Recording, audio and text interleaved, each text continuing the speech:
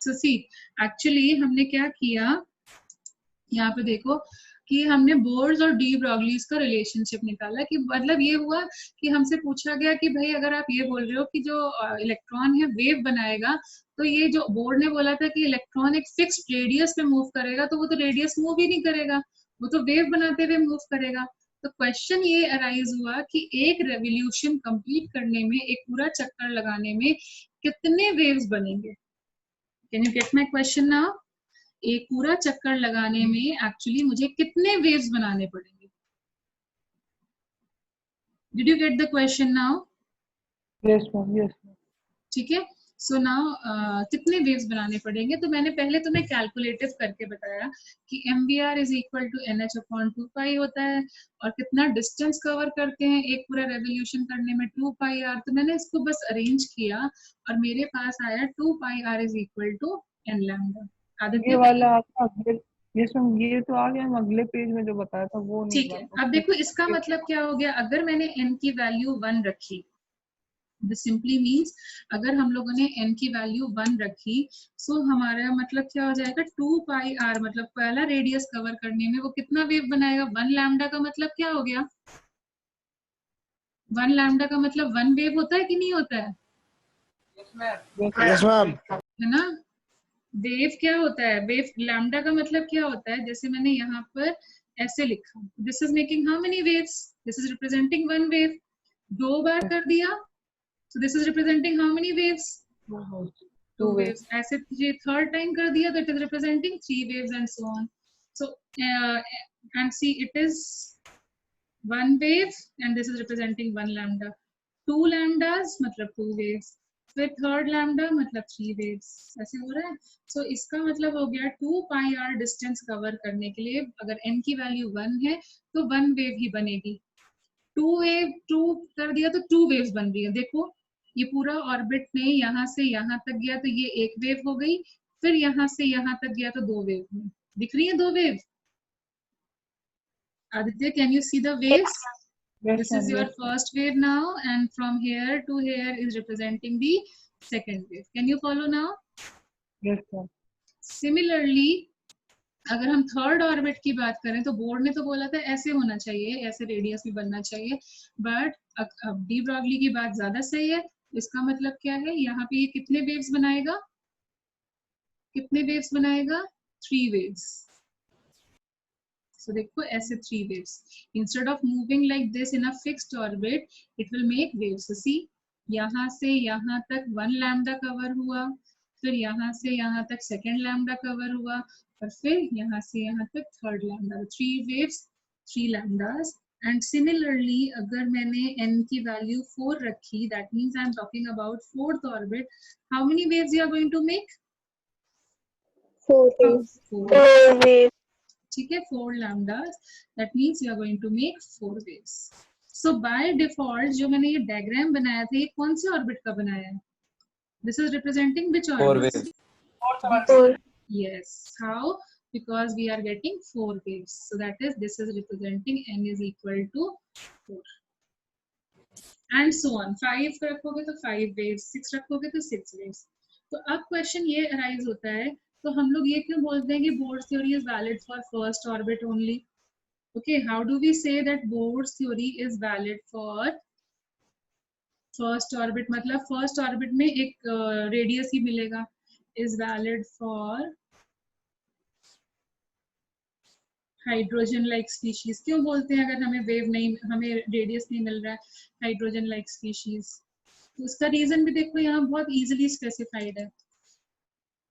According to Bohr's theory, first orbit में electron कैसे revolve करेगा? फर्स्ट ऑर्बिट में n is equal to 1, that means it will make a 1 wave. n is equal to 1, that means to complete one revolution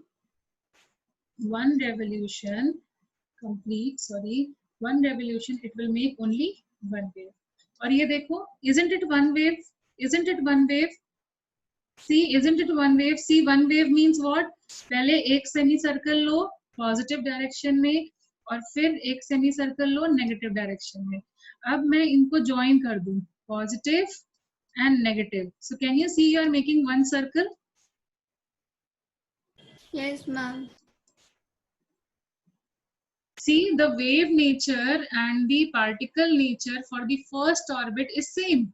See, this is also one full circle is representing one wave. One circle represents one wave. One wave, isn't it? और इसका मतलब है इसका radius fixed होगा. तो इसीलिए हम लोग बोलते हैं फर्स्ट ऑर्बिट तक तो हमारा कैलकुलेशन सही है. सेकेंड ऑर्बिट पे हमारा इलेक्ट्रॉन टिक ही नहीं रहा है एक जगह पर. वो कभी कम रेडियस पे जा रहा है, कभी ज्यादा रेडियस पे जा रहा है. देखो, कम रेडियस पे जा रहा है, कभी ज्यादा रेडियस पे जा रहा है. मतलब वो वेव बनाते हुए मूव कर रहा है. मतलब जैसे फॉर एग्जांपल पेंडुलम देखा है ना, पेंडुलम का ये नहीं बता सकते ना तुम कि ये यहीं पर रुका रहेगा, वो तो मूव करता रहता है. तो तुम ये बोलते हो कि हाँ यहाँ मैक्सिमम इसकी रेंज है और ये मिनिमम रेंज है, इनके बीच में कहीं पर भी तुम्हें पेंडुलम मिल सकता है. तो हम इलेक्ट्रॉन का फिक्स्ड ऑर्बिट नहीं बता सकते. Fixed orbit was according to Bohr's theory, but according to real theory, you don't have a fixed orbit. After first orbit, you don't have a fixed orbit. हमारे पास एक रेंज होती है कि minimum reason यहाँ होगा, मैक्सिमम हम यहाँ रह सकते हैं. Okay, there will be a range जिसके अंदर तुम एग्जिस्ट करोगे. जैसे तुम्हारा लंच ब्रेक में तुम्हारा एक रेंज होता है कि इसके अंदर, इस रेंज के अंदर तुम एग्जिस्ट करोगे. तो वही चीज है, इस बिल्डिंग के अंदर ही एग्जिस्ट करोगे, लेकिन कहाँ होगे वो नहीं पता. Okay, so that's what we will study. जिनके स्कूल में हो चुका है उन्होंने किया है Heisenberg's uncertainty principle कि your position is uncertain. I can't find your position. Okay, it is uncertain. How to make one wave? बेटा एक बारी ऊपर जाओ और एक बारी नीचे आओ. See, this is one wave. Yash, is it clear? This is one wave. Yes, ma'am. अभी समझा? एक वेव का मतलब एक बारी, मतलब क्या होता है देखो, ये है ना, जैसे पहले तुम क्या कर रहे हो, तुम अपनी मीन पोजीशन से गए मैक्सिमम पोजीशन पे. देखो, मीन पोजीशन से गए मैक्सिमम पोजीशन से, फिर क्या हुआ, फिर तुम फिर से जीरो पे आ गए, तो फिर से जीरो पे आ गए, अपनी मीन पोजीशन पे वापस आ गए. फिर तुमने जाना स्टार्ट किया मैक्सिमम नेगेटिव डायरेक्शन में, फिर हम गए मैक्सिमम नेगेटिव डायरेक्शन में और फिर से अपनी पोजीशन पे खड़े. तो ये पूरा एक वेव को रिप्रेजेंट करता है. जैसे पेंडुलम के केस में क्या होता है, यहाँ पर पेंडुलम है जीरो, यहाँ से तुमने स्टार्ट किया, फिर पेंडुलम कहाँ गया, पॉजिटिव मैक्सिमम पे गया. ये देखो पॉजिटिव मैक्सिमम पे आया, फिर वो वापस आया अपनी मीन पोजीशन पे, फिर ये देखो वापस आया, फिर ये वापस गया नेगेटिव में मैक्सिमम पे, ये देखो मैक्सिमम नेगेटिव पे गया, फिर अपनी मीन पोजीशन पे वापस आया. तब हमारा जाकर के एक वन वेव रिप्रेजेंट होता है. तो वही हम लोग रिप्रेजेंट कर रहे हैं. You started from here, went to the maximum, that is your amplitude, फिर अपनी मीन पोजीशन पे वापस आए, फिर मिनिमम पे नेगेटिव पे गए और फिर मीन पोजीशन पे वापस आए. अभी समझ में आया वन वेव कैसे बनता है? Yes, ma'am. ठीक है. So this is the way to make a one wave. So in short, we can say number of waves made to complete an orbit will be equal to the number of orbit you are talking about. So number of waves made to complete one revolution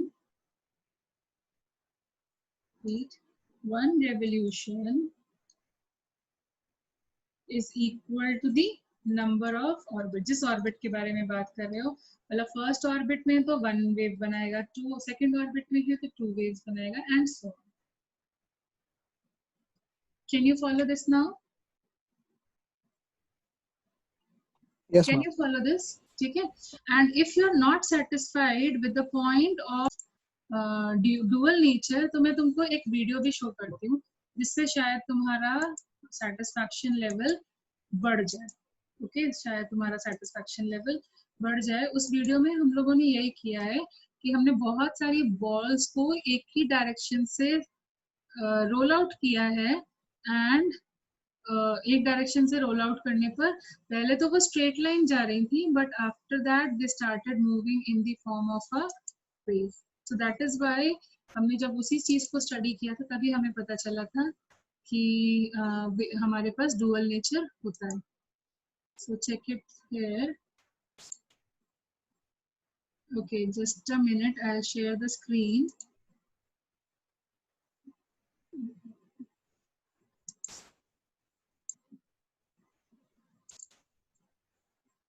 Sorry, दूसरा आ गया है.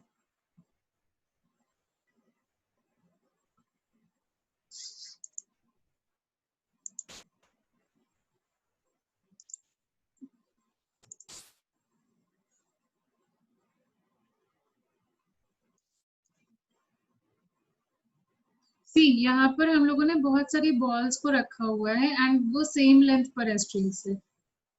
ठीक है. And then इसको मतलब एक scale जैसे एक लाइन से एक साथ ले जाएंगे सो दैट कि मतलब इनका जो भी है मतलब एक ही पॉइंट पर एक ही टाइम पर इनको ड्रॉप किया जाए.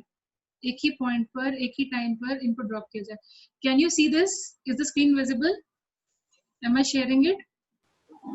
Yes, ma'am. ठीक है. So now see this is like this. किस पॉइंट पे था? हाँ ये देखो. सो देखो यहाँ पर एक पॉइंट पर एक ही टाइम पर इनको ड्रॉप किया. ठीक है. And they are in the straight line. Can you see it is in the form of a straight line? Yes, ma'am. Yes, ma'am. तो एक ही टाइम पर इनको जा गए तो पहले तो ये स्ट्रेट लाइन मूव कर रही है एंड देखो slowly the motion is converting into